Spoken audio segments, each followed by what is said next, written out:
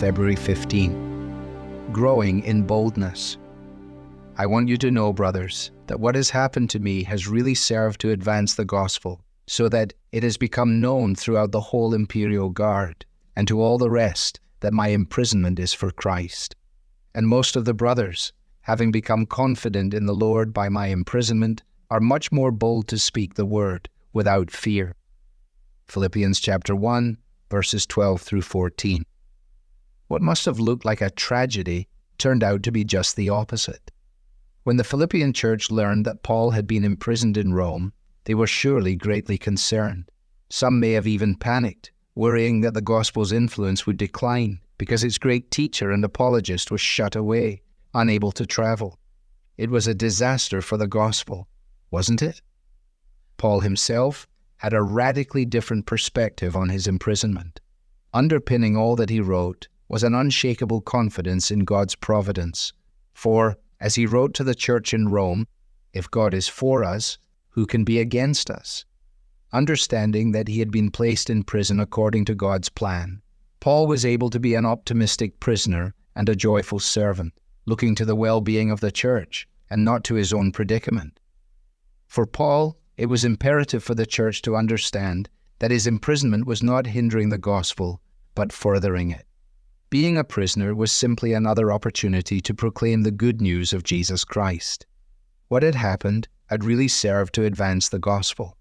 Roman soldiers were unlikely to seek out a converted Jew who was gathering crowds with his preaching, yet God wanted his good news to reach them. He therefore prepared a different method of ministry and sent Paul to them, albeit in chains. As a result, the good news spread among the entire guard and even went on to break into the very household of the Roman emperor himself. And the news of Paul's success, in turn, emboldened other believers. As they realized that God was able to provide for Paul in his circumstance, they grew in their trust that God could provide for them in their own circumstances. And so they became much more bold to speak the word without fear. Perhaps we too need the confidence that comes from remembering that God is in control. We tend to assume that circumstances have to be right if we're going to be effective Christians. But God's thinking is different from ours. He's not waiting for the circumstances to be right.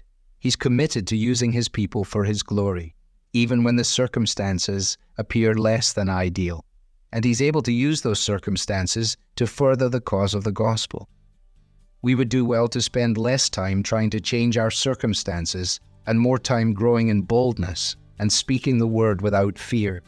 We would do well to consider how we might be in danger of using our circumstances as an excuse not to speak, rather than as an opportunity to do so. Perhaps then the good news of Jesus Christ will spread through us in some strange and wonderful way, just as it did through Paul.